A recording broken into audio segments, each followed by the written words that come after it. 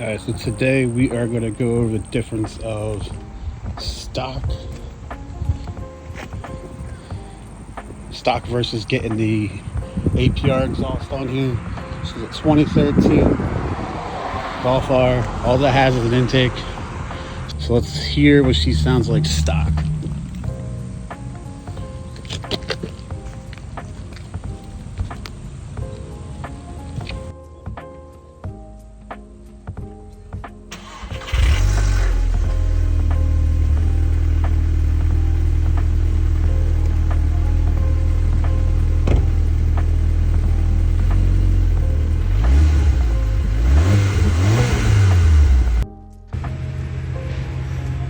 Alright, as we can see, we're now the next day. The exhaust is finally on, so we can do a little comparison, see what it sounds like stock versus just with the APR on there.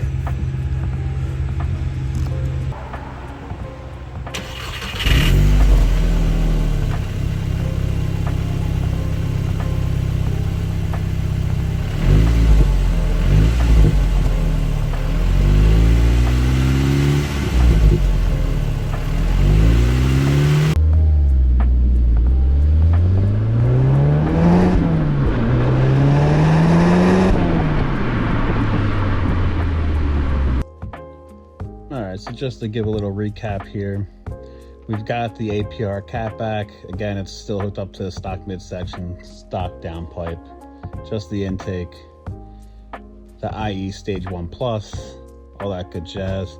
Overall, very happy with the exhaust. It's raspy at high RPMs, but that's what the RSC is supposed to be. But it's not as bad as all the other videos I've seen, which is the full turbo back seems to be a lot more raspy and a little ricier than what I would like. So all in all, very happy with just the Catback. It does have a nice sound to it. At low tones, again, it's better than stock. And then when you really get on it, you can hear her open up pretty good.